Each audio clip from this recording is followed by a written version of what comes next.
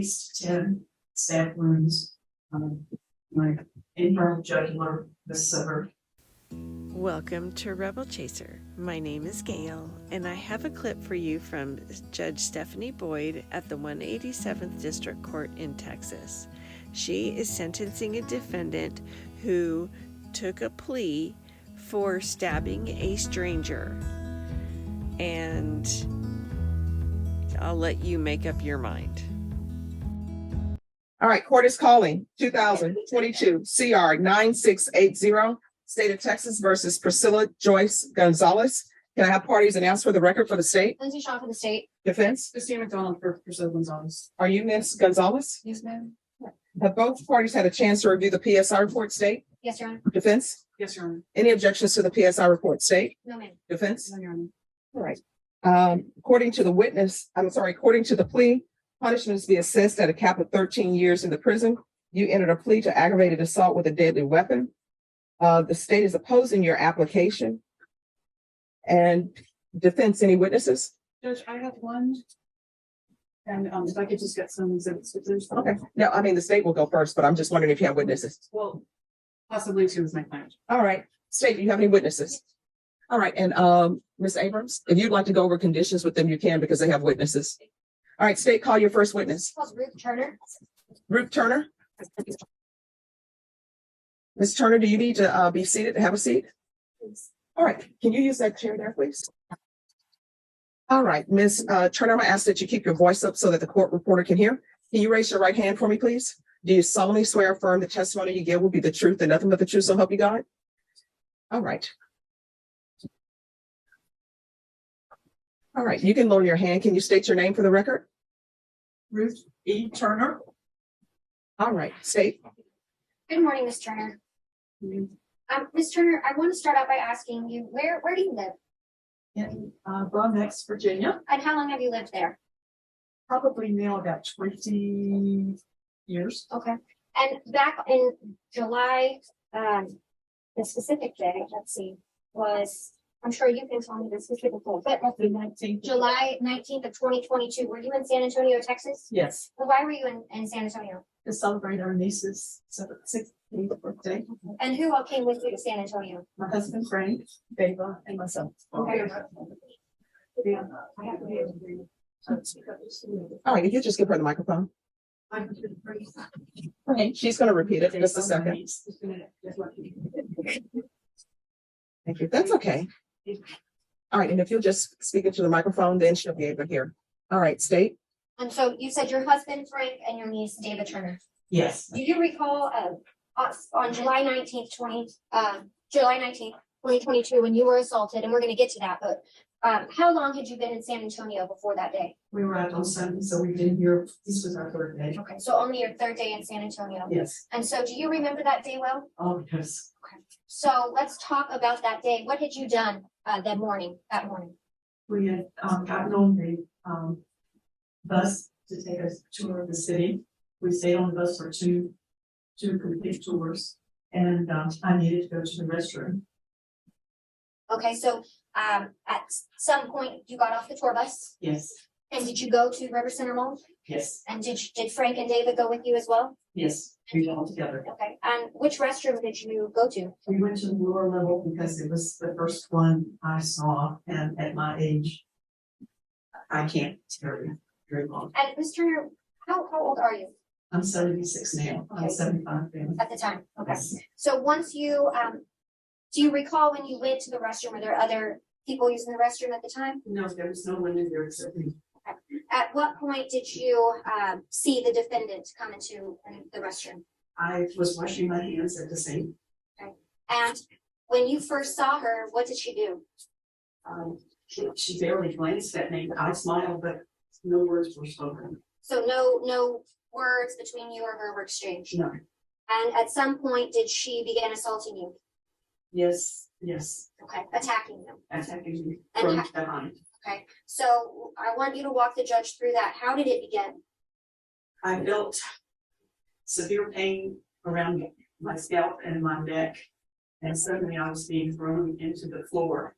I So- had sandals on, so I I really lost my balance very quickly. So when she began attacking you, was she stabbing you? Yes, And where was she stabbing you? in the back of my head in the beginning, but once I was on the floor and she was on top of me, the stabbings were primarily in my neck and around my ears. Okay, so she began stabbing you in the back of your neck and your head, Yes, and then she pushed you to the ground. yes, And once she got you to the ground, did she get on top of you? yes. How was she on top of you? She was straddling me like a horse with her knees at my sides. And she continued to stab you while she was on top of you. Yes. And did she ever say anything to you? No. What did you say? What I did you asked do? her why she was doing this to me, and I started screaming for help. I noticed on the walls of the bedroom blood splatter, so I put my left hand on my jugular carotid and tried to finger off with my right hand. How'd you know to do that? I was an RN. And at some point, did your niece Dava come into the bathroom? Yes, Okay. And once she came into the bathroom, was the defendant still stabbing you? she had drawn the knife up by her right ear, and it had to be a God thing because the only thing I could think of was to utter, "Father, forgive her, for she doesn't know what she's doing." And it was like a freeze frame. She froze in place. And when David came to the bathroom, what happened? Dava saw what was happening very instantaneously, took out her knife and stabbed my assailant in her back. And once David did that, did the attack end? On me, yes. Did she then try to go after Dava and your husband Frank? Yes, she instantly got off of me, and from that point on, the relief on my person was immediately taken away. And I want to show you some pictures, Ms. Turner. Now, you've looked at these pictures today, but this morning, correct? Correct. And if we start with State's Exhibits number 2, 3, and 4, you've seen these pictures today, is that right? Correct. And they're a fair and accurate depiction of the scene of that day and how it happened. And they've not been altered, correct? Correct. At this time, the state would offer State's Exhibits 2, 3, and 4 into evidence. Any objection? Objection. May I tender to the court, Judge? Yes. So states 2, 3, and 4 are admitted without objection. So, Ms. Turner, after the attack stopped, were you taken to the hospital? Yes. And can you tell the court what injuries you sustained? I was diagnosed with having at least 10 stab wounds. My inferior jugular was severed. There was numerous nerve endings that were severed. 24 hours afterward, I went into a traumatic atrial fibrillation, which meant I had to be put on blood thinners and a beta blocker. The blood thinner alone is over $500 a month. So far, I think I am in normal sinus rhythm, but I don't go see a cardiologist until the 18th of May. And you also had your right earlobe was severed? Is that Yes. right? And that had to be sewn back together. Yes, And you also sustained broken ribs, is that right? on both sides, yes. And are you still, as far as your wounds, they have healed? We can see that you still have scars from those. Is that what we can see on your neck today? Yes, yes, And do you, even to this day, experience pain from your wounds? yes. What kind of pain is that? It's primarily any touching sensation of my ears and parts of my neck. I have no sensation of hot or cold on my neck, only pressure. Okay, and then I guess I'll go ahead and show you States Exhibits 5, 6, 7, and 8. Are these also pictures you have reviewed before testifying today? Yes, And are they pictures of you in the hospital yes, at Brevard. before and after you received medical attention or in surgery, right? Have they been altered in any way? No. At this time, I'd also offer States Exhibit 5, 6, 7, and 8 into evidence pending objection. Objection, Your Honor. May I tender to the court your Yes. offer into evidence intended for the court? Right, states exhibits 5, 6, 7, and 8 are admitted without objection. Ms. Turner, after all this happened, you had to go through a 4-hour surgery, is that right? Have you had to have follow-up treatments and surgeries since this happened? I've had follow-up treatments for this. What kind of treatments have you had to go through? I've had to have an echo to make sure that the jugular had no problems as far as obstructions within. I've had a cardiovascular surgeon check me. I've had a cardiologist check me and my primary care physician to make sure my medications are proper. And Ms. Turner, how has this affected your life? How has this changed you? How has this impacted you? Unfortunately, I'm now an elderly person. Prior to, I was vibrant, active, socially engaging. Now I find that I'm just old. And have you seen changes in Dava as well? Have you seen her have to struggle through this? Absolutely. And Yes. your husband Frank as well? And Ms. Turner, lastly, I'd like to ask you, what would you like to see happen to Ms. Gonzalez for what she did to you? I've prayed about this a lot, and I would sincerely pray that the Lord work in her life, and that she will come in contact with somebody that will introduce her to Jesus and let her know that God loves her and can give her peace and comfort that nobody on planet Earth can. And I would like justice to prevail. Would you like to see her go to prison? And I know that that's a hard question, but do you feel that she is someone who should be out free in the community? Absolutely not. Absolutely not. I'll pass the witness. Yes. Have any of your loved ones ever suffered from any type of mental health illness? Yes, our niece has had issues with depression. What about schizophrenia? She's never been diagnosed, and none of my family has. And you said that you work in the medical profession, Yes. so you're familiar with what kind of symptoms someone with that diagnosis would have. Okay? Yes. Would you agree that people with that sort of diagnosis need help? Oh, absolutely. They need treatment? Absolutely. Awesome. All right, any other questions? No, ma'am. All right. I will tell you this, San Antonio is a nice place with nice people. I'm so sorry that your trip here ended that way. All right, thank you for coming in. I just get the spelling of your niece's first name.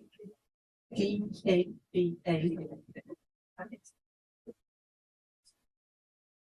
All right, state any other witnesses? Judge, may I just have one moment? I'm going to confirm. Sure. Judge, the state's going to call David Turner. All right, so just so everyone can know, I've read the police report and I've read the stipulations. All right, you come forward. Can you raise your right hand? You solemnly swear affirm the testimony you will be the truth and nothing but the truth, so help you God. All right, you're gonna have to speak up. Yes, ma'am. All right, state your name for the record. David Turner. State. David, I just want to ask you a couple of questions, okay? And mainly I want to focus on how this has impacted your own mom, Ruth Turner.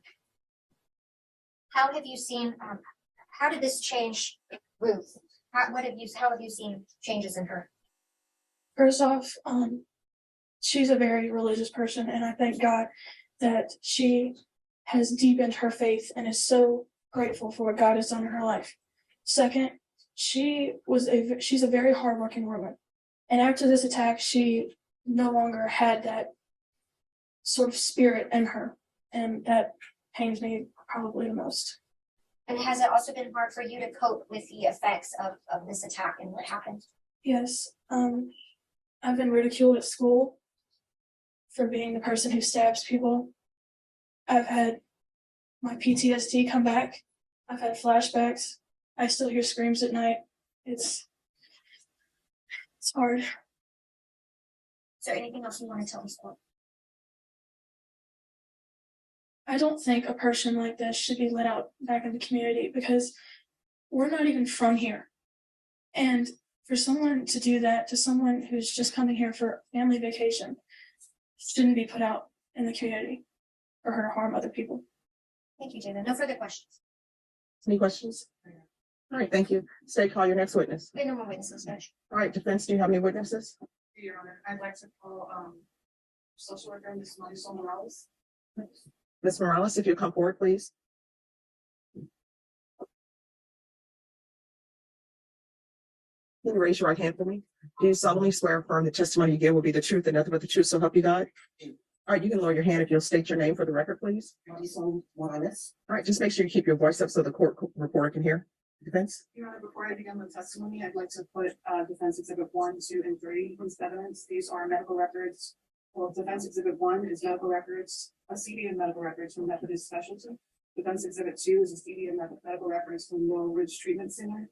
And defense exhibit 3 is medical records from UHS. Your Honor, these have been filed via business record affidavit and have been on file for an excess of 14 days. They have also been tendered to the state. All right, any objection? Yeah, Judge.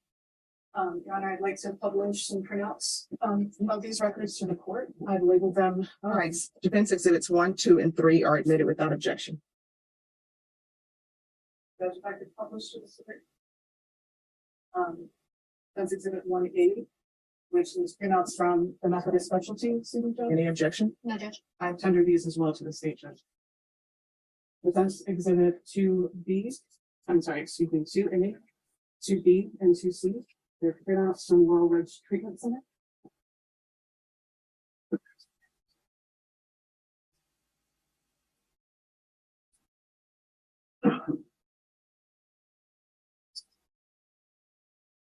And finally, Judge, defense exhibit 3A is printouts from the UHS records. All right, any objections? No, Your Honor.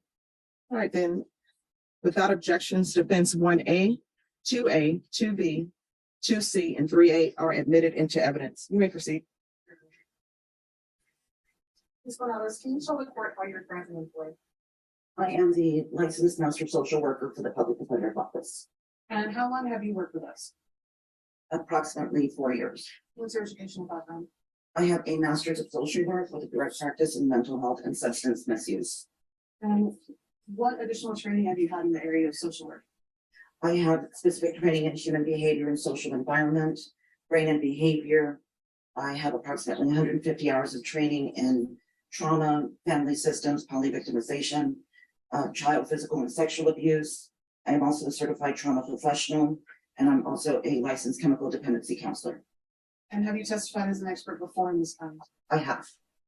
And as a social worker, what do you normally do? I conduct psychosocial assessments on clients, give my diagnostic impressions, treatment recommendations. Your Honor, at this time, I'd like to designate Ms. Morales as an expert in the area of mental health social work. State. No, okay. All right. You may proceed. Thank you. Ms. Morales, are you familiar with my client? I am. Can you tell, how are you familiar with it? I have been meeting with Ms. Gonzalez for over the course of almost a year. And what are the purpose of your sessions with my client? She put together her psychosocial history, looking at her background, gathering medical records to determine what's been going on in her life. And can you please tell this court what she's been diagnosed with? Schizophrenia. And can you please tell the court what kind of symptoms go along with this sort of diagnosis? Schizophrenia is most marked by delusions, hallucinations, disorganized thinking, illogical thought processes. So, paranoia is also another large symptom. And can those symptoms be managed with medication? Yes, Have you had an opportunity to go over mental health records that relate to my client? yes. What records did you review? I reviewed Laurel Ridge, University Health Systems, Methodist Specialty, and Nick's Hospital. And from reviewing those records, how many times has my client been hospitalized for mental health in the past 5 years? Approximately 5 to 7 times. I want to begin with Methodist Specialty. Can you tell me when was Priscilla admitted to Methodist Specialty? She was admitted June 11th, 2018. And do you know why she was admitted? I believe here she was emergency detained. And do you know what type of symptoms she was exhibiting at the time? Paranoia, and that people were threatening to harm her. And people threatening to harm her. Do you know from reviewing the records if he was ever physically restrained at Methodist? He was, Was she exhibiting aggressive behavior there? he was. Did anything else stick out to you about those records? For Methodist specialty, she was admitted on June 11, 2018, and she was discharged on 7/24/2018. And consistently through the daily progress notes, it's noted that her insight was poor. I want to pause you right there. Can you explain to the court what lack of insight means? All right, and so just so all parties know, I'm extremely familiar with the mental health terminology. I used to do a lot of work with mental health issues. So, counsel, if you wish to continue to ask, you can, but I'm aware of it. I'm aware of schizophrenia and the symptoms for schizophrenia, but it's your witness. Yes, there's just specific things I want to Sure. point out to the court. No If you problem. don't mind. Could you repeat the question? Well, can you, let me ask you this, lack of insight, is that a symptom of mental health? Yes, Was there a plan to have Priscilla admitted to San Antonio State Hospital during her Methodist specialty hospital stay? yes, that was a recommendation upon her discharge. And was she ever committed to Satchel there? No, she was not. Do the records indicate why the physicians decided not to simply commit her? No, there were no notations. What did the doctors ultimately do upon discharge? They recommended that she participate in what is called AOT, a sort of outpatient treatment. And someone who's lacking insight because of their diagnosis, can they be expected to understand the necessity of following up with treatment? No, lack of insight is sometimes confused with being in denial of your diagnosis, or you're being stubborn, or but lack of insight means that you do not understand that you are ill. And upon her discharge, she was given an appointment and set to go, even though the doctor noted on her discharge that her insight was poor. I want to move on to Laurel Ridge Treatment Center.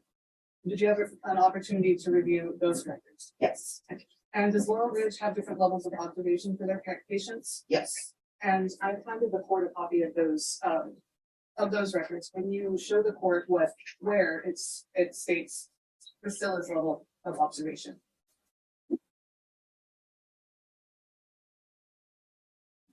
that would be on the shift nursing assessment, over on the left-hand bottom corner, level of observation, What was your level of observation? to be seen and monitored every 15 minutes. Is that the highest level? Yes, it is. And what's the date of that assessment? This would be a couple of days before her discharge, 9/15/18. And what was her date of discharge? 9/18/2019. And on, Oh, I'm sorry. It was, her discharge date is, 2019. Sorry. and on the nursing note, does the nurse indicate that she is still symptomatic? Yes, Can you point out that to the court? that would be on the second page in the bottom, behavioral. The box that's checked off is psychosis, laughing to self, staff noticed, talking to self, upset after phone call, but not able to maintain. But able to maintain. Okay, now, if I can turn your attention to the physician progress note from the Laurel Ridge Treatment Center documents. What sticks out to you about this? The most important thing that stuck out to me here was that her insight was still fair. And she's been in the hospital for, I think, 25 days, and she's still symptomatic, and the doctor's still noting that she lacks insight. And that physician progress note, was that taken on the date of discharge? Yes, 9/18/19. Okay, and at the date of discharge, was Laurel Ridge still observing my client on their highest level of observation? Yeah. Okay, so upon the date of discharge, that facility still felt that my client needed to be monitored every 15 minutes. Correct. If someone, and just to be clear, there's other options other than just if someone needs to do these types of behaviors, right? Yes, And Laurel Ridge didn't utilize any of their other options. no. Even though she was symptomatic, they discharged her. Did you have the opportunity to review medical records from NICS? I did. Do you know the date of admit for NICS? 1/18/19. For next, 1/18/19, yes. For the admit date. That was noted on the UHS records, yes. and do you know why she was admitted to Nix? I believe that she was also emergency detained for bizarre behavior. All right, everyone, just give me one moment. Stay where you are. All right, you may proceed. Thank you, Judge. So, Ms. Morales, when we left off, we were discussing medical records that you reviewed from Nix. Can you tell me the date that Priscilla was admitted to Nix Hospital? 1/18/2019. And do you know why she was admitted? She was emergency detained for bizarre behavior. And when was she discharged from Nix? 1/25/2019. Did you also have an opportunity to review records from University Health System? I did. And are those records concerning medical treatment that Priscilla received during incarceration? Yes. Did these records show history of more than one incarceration? Yes. I want to focus on the arrest that occurred in 2019. In 2019, what date was she arrested? 1/28/2019. How long after being discharged from Nix for a psychotic episode was she arrested? 3 days later. So would you say that she remained unstable upon release? Yes. Does this happen often in our mental health system? Yes. We're discharged from Nix. Again, we have poor insight that they chose to discharge her after 7 days. She still had not stabilized. This was on the UHS records as well. Unfortunately, this happens time and time again. The patient's still not doing well, still symptomatic, and then they are discharged. And from reviewing the records, Ms. Morales, did you learn anything about our client's baseline? Yes, Methodist specialty where she had an especially long stay. The doctor stated this was her baseline being that symptomatic. Again, this is when the initial discharge recommendation was to SASH. And why is this significant? It's just unfortunate that without the proper treatment, but this is her alleged baseline based on her records. She's continuously struggling, even in the inpatient facility, and then she's being released. Ms. Morales, what else do you want the judge to know about Priscilla before she makes her decision on sentencing today?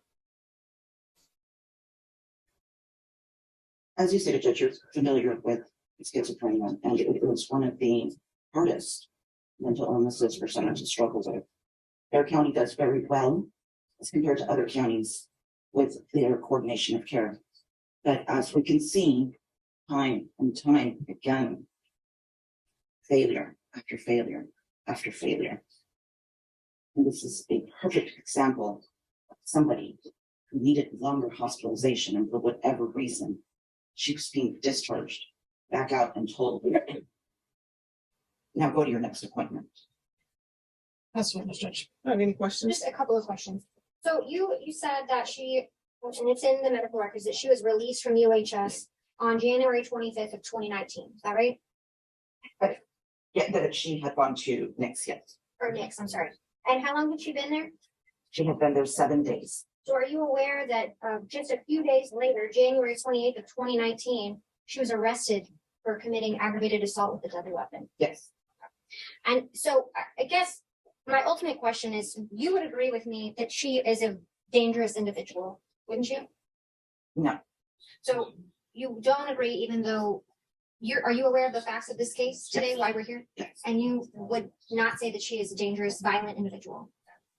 I would say that yes, her behavior, she does have an assaultive behavior history, yes. And you would agree would you agree with me that she is a danger to herself and a danger to the community? With the proper treatment, no. No further questions. Any other questions? Ms. Morales, is this type of diagnosis manageable with medication? Yes, and long-term hospitalization. To get someone stable with this type of diagnosis, does that require long-term care? Absolutely. Does that require consistent care? Yes. Has Priscilla received that? No. I'll pass the witness, Judge. No further questions. All right, thank you so much for coming and thank you for working with those who have mental health issues. And I do understand that a lot of times people who have mental health issues, people just push them along through the system because their issues are too complicated. And the goal is, let's get them stabilized. Good luck to you.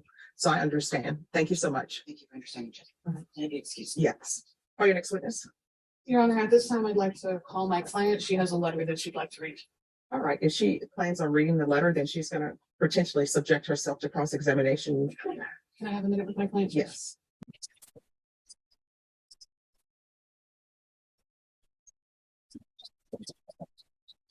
The client has chosen not to read the letter. Oh. Any other witnesses? No, Your Honor, this argument. All right, court will hear brief argument. State. Judge. What Ms. Gonzalez did to Miss Turner, the Frank Turner, the David Turner, is horrendous. I think Ms. Gonzalez is lucky to be standing here in front of you today with only this charge, with only aggravated assault, because what she did that day on July 19th, 2022 to Beth Turner was, I believe that her intent was to kill her. She was going to, she found an easy witness, an older witness, and I think she knew that this was a person who could not defend herself and who could not attack back, and she preyed on her. She made that decision to go in there and stab her numerous times. And then she had the gall to tell the police after she was stabbed by Dava, when Dava was protecting her aunt, her grandma, that the bitch stabbed me. I believe those were some of the words that she used. And I understand that Ms. Gonzalez has mental health problems, but I think what the court has to consider is the severe threat that she poses to not only this community, but herself. And I think someone like this, where she needs to spend some time is the prison. And she's been treated and she's had treatment in the past, and she continues to exhibit this type of behavior. And I think it speaks for itself when we look at the fact that she was released from Nick's hospital on January 25th, 2019. But a few days later, she commits an aggravated assault with a deadly weapon, separate from the case that we're here for today. I think she is violent, and she has shown this court that with the fact that these are the types of offenses she continues to commit. All right, and counsel, what do you say to the fact that the state presented a witness, a mental health expert, that she was released and she was not, and she should not have been released from the mental health hospital? It was a situation, which I've seen before, where people have mental health issues, they get treatment and they just stabilize them and then release them without medication, without proper support, and just send them back into the world because not my problem. I want to move on to the next person and we're done. Woo! Thank you. We got her out of here. So what do you respond to the defense's witness? Because that's what the defense witness said. The defense witness said that she never should have been released from the hospital. And it appears that she was released from the hospital and then immediately went out and committed this act. My response to that, Judge, is that now we have innocent victims here in the courtroom that are victims of her behavior.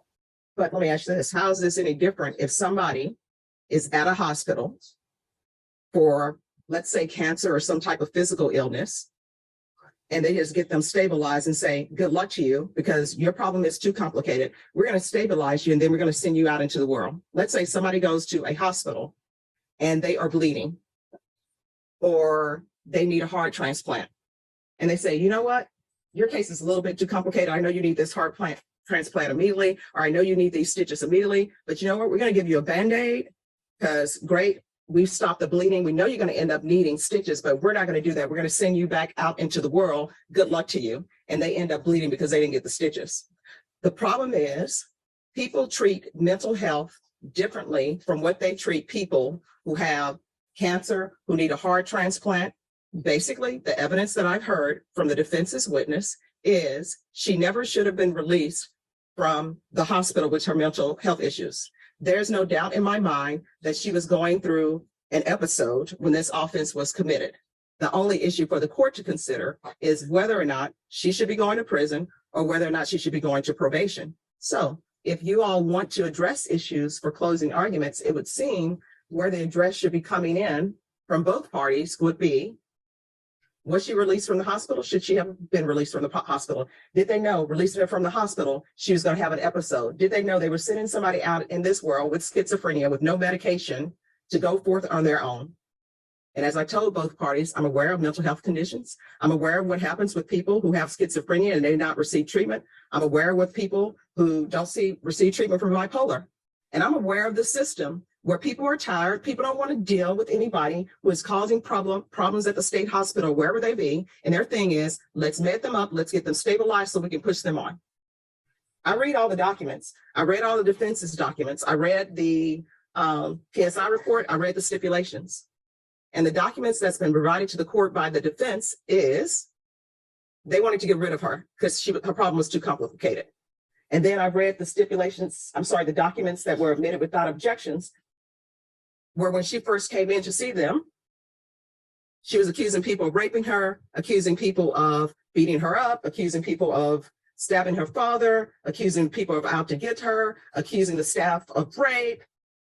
And they didn't quit on her. They just said, well, she's accusing staff person of rape. It's not true. What we're going to do is we're going to end up having more people in the room.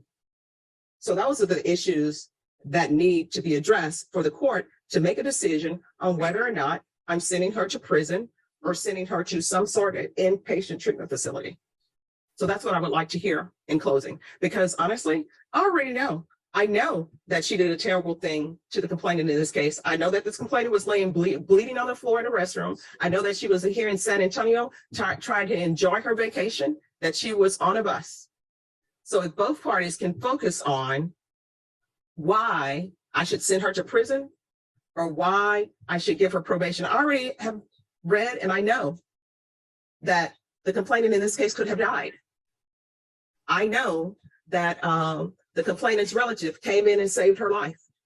I think that if the complainant's relative hadn't come in at that point in time, she would probably be dead. I know from witnesses' statements that the complainant's life is never going to be the same again. I know that she's not going to be able to do everything that she used to do. So if everybody would like to focus on that, that would have the court make a decision. And I have an open mind both ways. So I will hear argument. I guess, Judge, it comes down to if she receives probation and she does some sort of outpatient treatment, she eventually will be back in the community. And I think it once again raises the danger level to the community. So you're saying it would be fine for her to be on probation if she's in inpatient treatment for the entire length of probation? No, I'm saying if she's on probation, she will be out. All right, so let's say she goes to prison. At some point in time, she's going to get out of prison because the state is not asking for a life sentence. She's not looking at a life sentence for this offense. So when she goes to prison, if I send her to prison and she gets out, then where are we?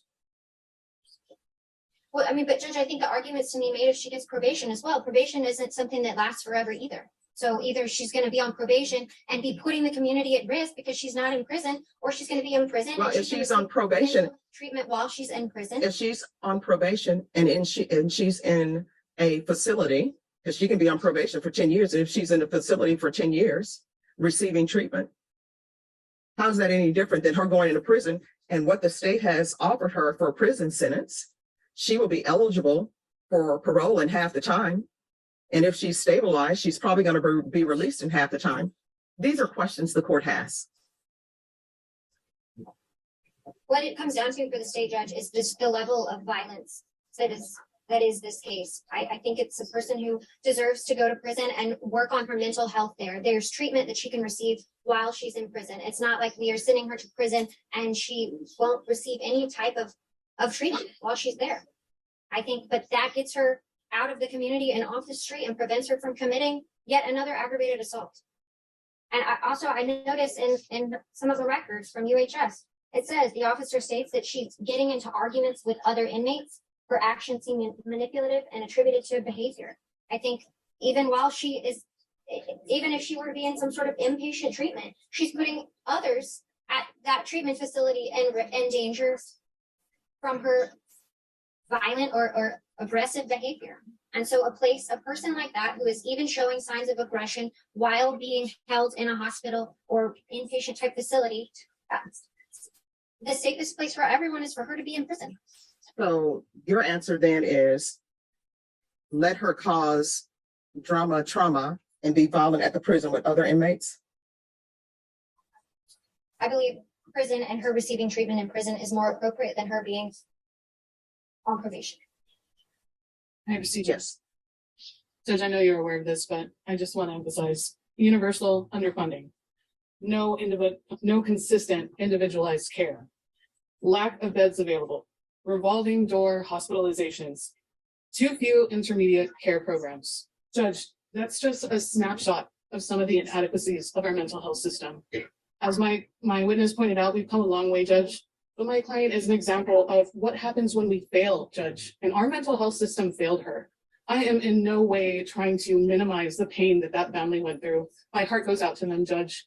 But the reality of my client's life is one day she woke up and she heard voices.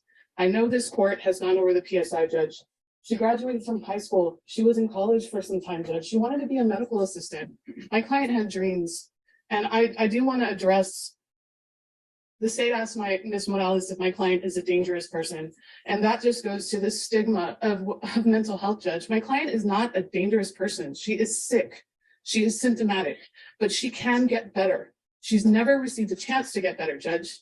I'm not asking for her to go into the community. I'm not asking for you to put her on probation, release her tomorrow, put her on outpatient, and send her on her way. We saw what happened, Judge. We saw what happened since back in 2015 when these hospitals did that. And not these are medical professionals notating on the date of discharge that she's still psychotic, that they're still having to monitor her every 15 minutes. And then not only that, method of specialty, they explored the avenue of sending her to SASH. Why they didn't do it is absolutely beyond me, because maybe we wouldn't be here if my client was committed back then in a hospital, inpatient, receiving the care that she needs, Judge. That would have given her insight, because lack of insight, that's a symptom of schizophrenia. Schizophrenia, as you know, affects our brain and how we react. And with medication, it can be managed, Judge. You ask the state what's going to happen when she gets released. Judge, she's going to be worse. She's going to be worse, and it's going to lead right back here. If she's inpatient long enough, Judge, my client has the chance to lead a normal life. I wish that things were different, that maybe our office came in contact with her sooner, but Judge, we didn't, and we're here today. And my client is begging you for help. All right. So with regards to this case, was there a request for a sanity evaluation? Was the sanity evaluation completed? Yes, Your Honor. And what was the result of the sanity evaluation? She was deemed sane, Judge. Okay. All right. Ms. Gonzalez, I do feel as though Bear County and society should apologize to you. And let me just tell you why. Because it's clear from the court that you should have been at a mental hospital, but somebody dropped the ball. Somebody just wanted to do triage and send you out into the world, knowing that you should not have been sent out in the world, that you probably should have still been at the mental hospital receiving treatment. And they should apologize to the complainant in this case as well, because who knows, maybe that would not have happened to her if you were where you were supposed to be. But at the same point, I'm looking at the photos. Have you seen the photos of the injuries?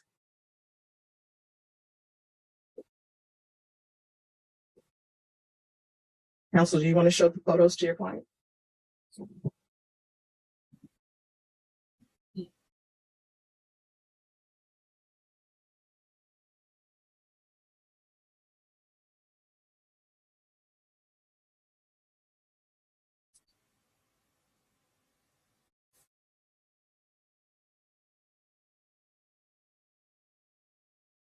And I wanted you to see those because I wanted you to know what, and I'm sorry, counsel, this is for you as well. I wanted you to see those because I wanted you to know everything that I'm looking at and everything that I'm considering. And I take all these cases very seriously. And people don't realize sometimes how hard my job is because everybody wants something. I know what the state wants. I know what your attorney wants. I know what the complainants want. And then I have to make a decision. And part of my decision making is protecting the community. I look at your criminal history, consider any other evidence that's presented to me to make a decision, right? Now, this case would be so easy if you were found insane at the time of the offense, because if you're found insane at the time of an offense, then that basically means you don't know right from wrong. And that means, and your attorney will tell you, that means that you're not responsible, because basically you don't know right from wrong. You understand? But in this case, it's not a situation of you not knowing right from wrong. All right. And I do understand mental health issues. And as a defense attorney, I had so many clients who had mental health issues, and I had so many clients who ended up being under a doctor's care for the length of the offense that they were on. I had some clients who were found insane, and they were charged with murder, but they were found insane, which would mean, because the range of punishment for murder is up to life in prison, they would be under care for life. But I don't have that situation here. So I don't have somebody saying that you were insane at the time of the offense. And the reason why I'm taking my time, and I try to do this with everyone who's before me, so that they will know that I listened and I heard their witnesses and I heard what was given to me. Because I never want anyone to appear before me and they assume that I'm not listening to them. Because sometimes you may see me doing 3 things at one time and people are like, oh, judge is not listening. But I do. I'm able to multitask. And so I have listened to everything. And it is a shame that you were not given the help that you needed at the time that you needed. And it was a shame that they released you. But with that being said, I don't feel comfortable granting your application for deferred adjudication. So I am going to find you guilty. According to the plea bargain agreement, it is a cap of 13 years. Does anyone wish to speak to the cap? I do, Judge. All right, state. Judge, the state is fully aware of the plea bargain agreement. We made that agreement. We feel that the cap and you reaching the cap is appropriate, or that's not the offer that we should make based on everything, based on the case itself, based on all the facts. That was the plea bargain agreement that we made and defense agreed to. And so for that, we're going to ask the court to use its judgment, but we are asking the court to considering everything to meet the cap. And Judge, may I proceed, Judge? Yes. Judge, I'm asking you to take into consideration all of the documents that I provided to the court today, Judge. As you have recognized, my client has been sick for a very long time. And because of that, and for those mitigating circumstances, Judge, I'm asking for the lower end of the punishment range, Judge. All right. Ms. Gonzalez, what do you think you deserve? What do you think would be an appropriate sentence for you? Some medical treatment in a hospital, outpatient aid. All right, so that ship has sailed. So you're going to be going to prison.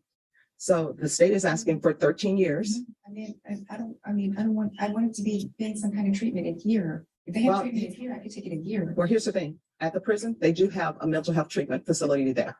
And I'm going to put on the docket sheet that you receive and that you receive the mental health that they provide. You know what, then maybe I should read my letter so you understand, because I don't think I deserve to go to treatment. I perhaps you need to listen to my letter. I don't think I deserve to go to treatment, because this is what I have to say. All right, well, just a second. This is what the court is going to do. The court is finding you guilty. The court is going to sentence you to 12 years in the prison, give you credit for any time served. There's restitution, if any, to Ruth Turner. There's to be no contact with Ruth Turner, Frank Turner, Dava Turner. I'm going to recommend that she be placed at the Texas Mental Health Unit at the prison. There's an affirmative finding of a deadly weapon. Well, what I have to say is why I deserve mental health treatment here if they have it. Okay.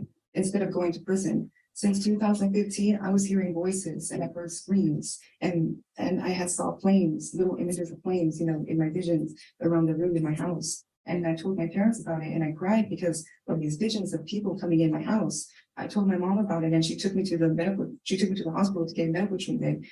I went to several hospitals and was taking medicine for schizophrenia, seeing flames and hearing voices. But I don't believe I was myself. I'm not a murderer.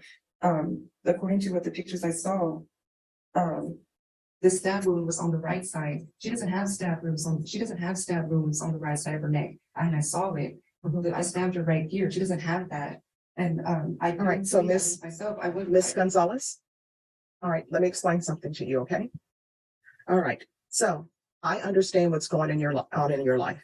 And I understand that the state hospital and those people in the medical field for mental health dropped the ball. They didn't do right by you.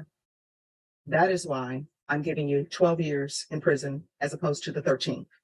What I'm telling you is at the prison, I'm going to request that you be placed in the mental health unit. And Defense, I know you're aware that there's more than one mental health unit, so they'll evaluate her and see which mental health unit is appropriate for her stay. I'm going to show you what's entitled Trial Court Certification of Defendant's Rights to Appeal. Because this is a plea bargaining agreement, because I followed your plea bargaining agreement, and because you waived your right to appeal, you do not have the court's permission to appeal. And because this is a felony conviction, you're not allowed to own or possess any weapons or ammunition. If you have a question over what a weapon or ammunition is, you'll need to speak to an attorney. We can go off the record. Counsel, thank you for presenting that information to the court, and hopefully, the state hospital will do better. Thank you. Boy, I can see where Judge Boyd was like toying with what do I do? But at the same time, I think she knew all along her job is to do justice for the victim, not the defendant. So I think she pretty much knew what she needed to do. Anyway, thank you guys all so much for watching. Let me know what you guys think, and I'll see you next time.